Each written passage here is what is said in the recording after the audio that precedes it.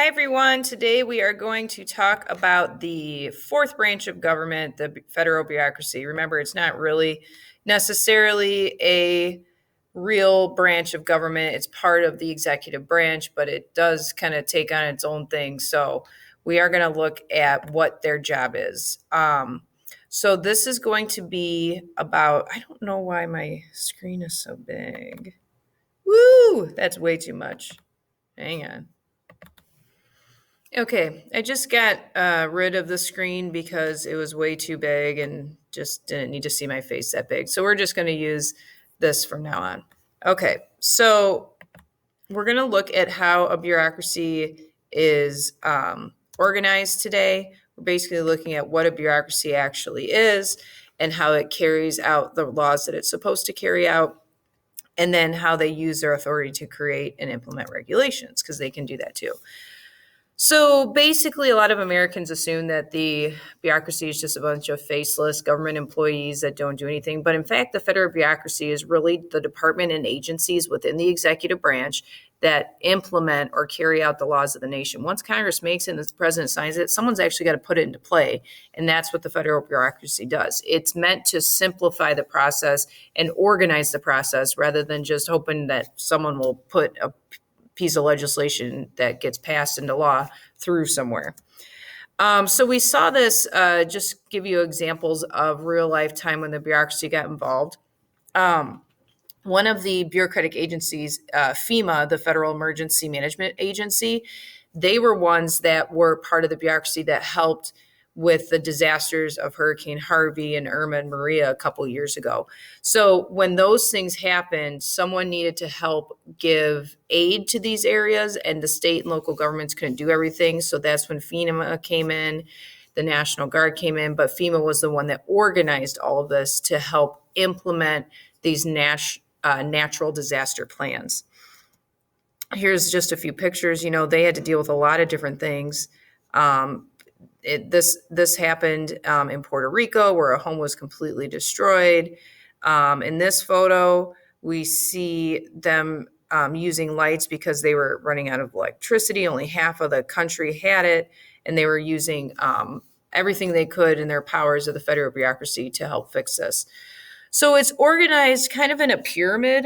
You have what is like the top dog of each department. So for instance, the Department of State has the Secretary of State who's in charge of it, or the FBI has the director of the FBI in charge of it. And then they have people that work under them, that work under them, that work under them.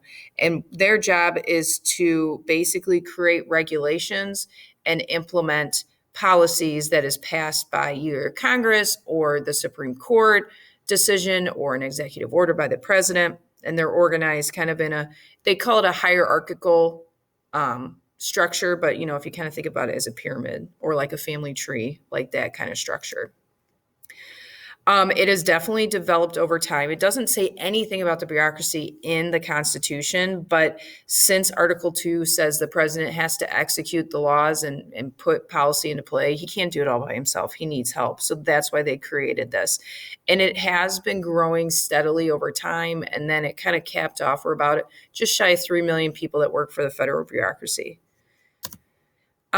Here's another example. This is like the USDA. That's the U.S. Department of Agriculture. They're also a federal bureaucratic agency, so they definitely do inspections to make sure that what we're getting from different farmers and stuff is healthy for Americans.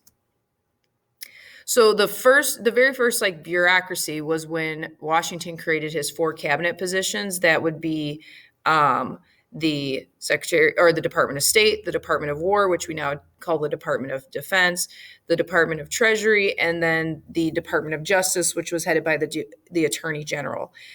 We definitely started that way with our bureaucracy, and the cabinet is one of the 4 parts of the bureaucracy. And in our cabinet today, we have 15 different cabinet departments. Who creates these? Congress. But the president can ask, hey, can you do this for me so I can have more people implement it? And then Congress has to be the one that does it. So you can see in these are the departments that have gotten created over time. State, War, Treasury, and justice, which is what the attorney general is in charge of, were done in Washington's presidency. And then next is the Department of the Interior. They're the ones that deal with like national parks, national resources. USDA was after that. The Department of Justice was what the Attorney General's in charge of. So it's his or her department. And then you have Commerce, which is trade, labor, which is work, Health and Human Services, which has the biggest budget out of any of them because they deal with Medicare, Medicaid, Obamacare. You've got HUD, DOT, Department of Energy, Education, Veterans Affairs, and right after 9/11, they did the Department of Homeland Security. So how did you get a job in the bureaucracy? Well, it depended what time, part of American history you're looking at. Starting with Andrew Jackson, the way you got a job is through the patronage system. They called it the spoils system. That was its nickname, where basically you got a job because of who you knew or your support for somebody instead of your merit. But then once President Garfield got assassinated because he gave patronage jobs away, they decided we need to fix this and maybe hire people based on their merit versus who they knew, people who were actually qualified. So they passed the Pendleton Act to do this. So now you get chosen based on merit for the most part. Skipping that, we're going to move on to section 2 and explain how the federal bureaucracy uses its authority to implement regulations. Okay, so it's super complex, but they try to keep it as organized as they can when it comes to each department, because there's tons of departments. You've got everything from the Department of Defense to the U.S. Postal Service to the FBI to the USDA, to NASA, lots of different things. So when it comes to who gets to run the show, the president appoints what are known as plum book members of the bureaucracy. Basically, it's a list of the top level bureaucrats, the ones that direct the agencies or the departments or the bureaus. And then the Senate has to approve these confirmations.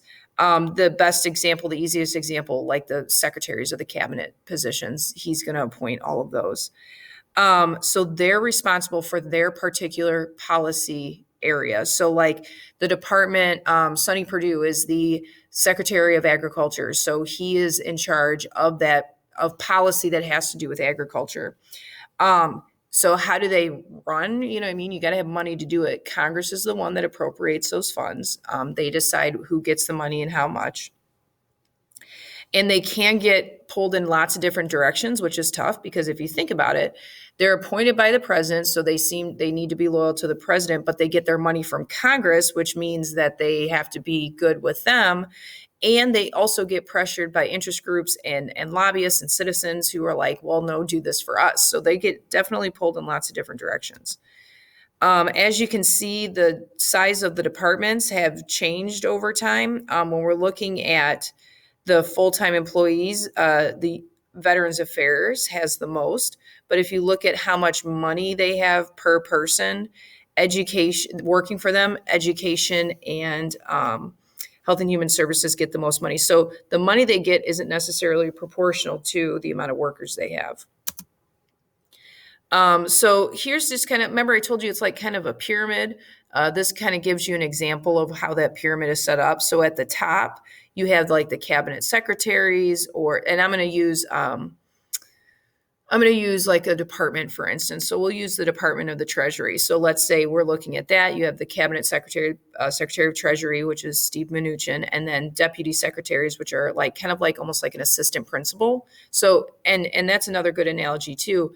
The bureaucracy is like kind of set up like a hierarchy like you would see in a school where the top dog's the superintendent, and then underneath him are the principals, and then underneath them are the vice principals or assistant principals and stuff like that, and then the teachers.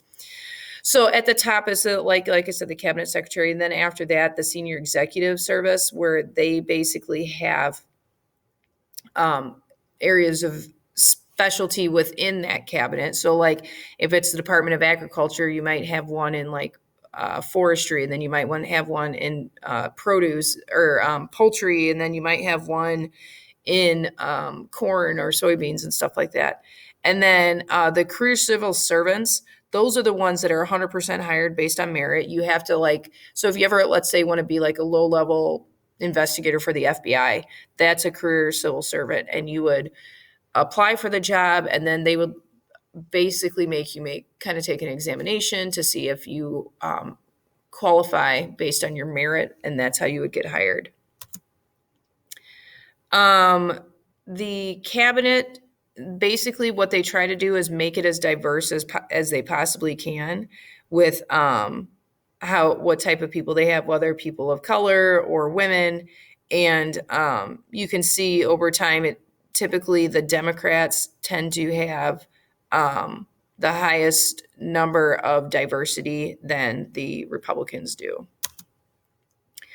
So when it comes to how stuff gets done in Washington, a lot of people, you look at the glamorous, like, oh, how a bill becomes a law, and that's just how everything gets done, fair and equal.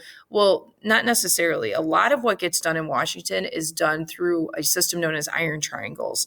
And basically the three parts of the iron triangle is some type of bureaucratic agency, some type of committee in Congress, and interest groups. So if it was like, one about, let's say, Social Security or something, you would go to the bureaucratic agency, would be the Social Security Administration. The committee in Congress might be one dealing with appropriations, where how money is spent.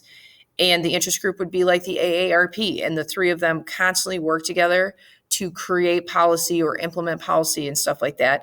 Notice it's an iron triangle, so it's hard to break through. And who isn't a part of that? The people. So this kind of iron triangles definitely is an example that people who support the theory of democracy that is elitism would use, because this is definitely leaving out the people, but that's how things get done there. Issue networks are also an example of how things get done in Washington. They're usually temporary and address a specific problem, but I'm going to tell you this right now, the iron triangles are pretty much what run Washington, D.C.